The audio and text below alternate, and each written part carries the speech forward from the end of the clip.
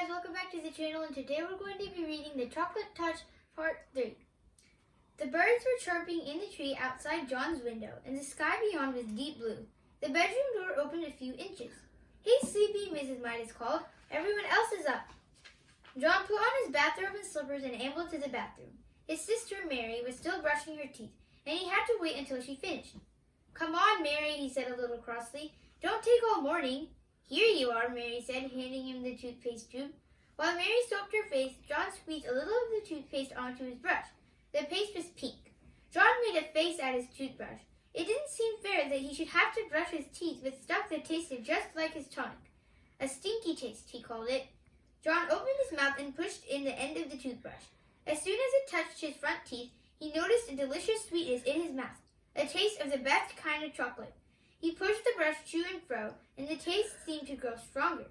He removed the brush. The bristles were brown. "What kind of toothpaste is this?" John asked. Mary was drying her face. "The same kind," she answered. "It says on the tube." "Blanco Dent," John read. It was the same kind he had always had. "Why is it chocolate flavored this time?" he asked. "Boy, it's good." "Silly," Mary said. "Of course it isn't chocolate." She hung up her towel and switched out of the bathroom. John squeezed some more toothpaste onto his brush and continued to brush his teeth. Chocolate again! It was marvelous, rich, sweet, smooth chocolate, chocolately chocolate, like the single piece of chocolate from the box the night before. There seemed to be no further need for the toothbrush, so John rinsed it and hung it up. He squeezed out another bit of toothpaste onto a fingertip this time. He put his finger in his mouth and ate the toothpaste off. When he took his finger out again, it was stained chocolate brown. John wasted no more time. He put the end of the toothpaste tube into his mouth and emptied the paste onto his tongue. It squeezed out like thick, creamy chocolate. Mary looked into the bathroom. "Hey, what are you doing?" she demanded. "Yummy," was all John said. John and Mary were a little late getting to the dining room, and Mr. Midas was already on the way to his train when they sat down at the breakfast table. "John ate up all the toothpaste," Mary told their mother. "Oh, you sneak," John whispered. "Well, you did," Mary reminded him, "and that's a waste." "Isn't it a waste, Mother, to eat up all the toothpaste in one day?" Mrs. Midas was serving their orange juice. "Mary, really," she said. "I'm sure John was only joking. He must have been pretending to eat the toothpaste." "No, he wasn't," Mary insisted. "I was watching, and I saw him squeeze it right into his mouth. He said it was chocolate." "Oh dear," protested Mrs. Midas. "Chocolate again? Now I know it was just a joke. He just wished it were chocolate, Mary. Come now, drink up your orange juice, both of you. Your bacon and eggs will be ready in a minute." As Mrs. Midas left the room, John took up his glass of orange juice and put it to his lips.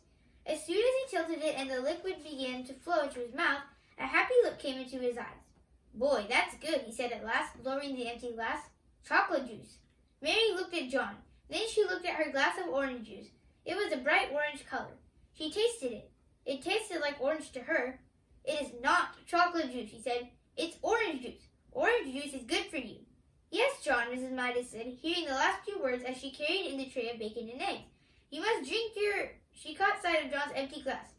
"John," she said, "you good boy. That's the first time in ages you finished your orange juice without having to be told to." "It tasted of chocolate," John explained. "All right," Mrs. Midas said. "Very funny. But don't tease Mary too much. Remember, Mary is younger than you are."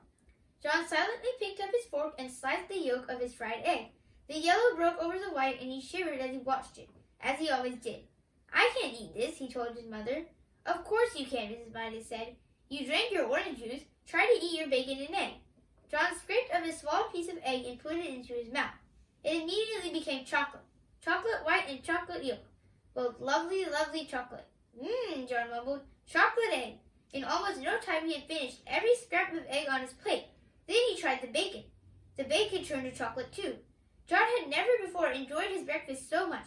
After the orange juice that had turned to chocolate juice in his mouth and the fried bacon and egg that had turned to fried chocolate, he ate 2 slices of chocolate toast with chocolate butter and chocolate marmalade, washed down with a glass of chocolate milk. "I'm very pleased with you this morning," Mrs. Midas said, as she helped John on with his coat. "If you promise to eat your lunch at school as well as you ate your breakfast, I'll give you a dime to buy some chocolates with." "Oh, that's all right," John said. "I don't think I'll need it." Mrs. Midas looked puzzled as she waved goodbye. Thanks for watching. Make sure to like and subscribe.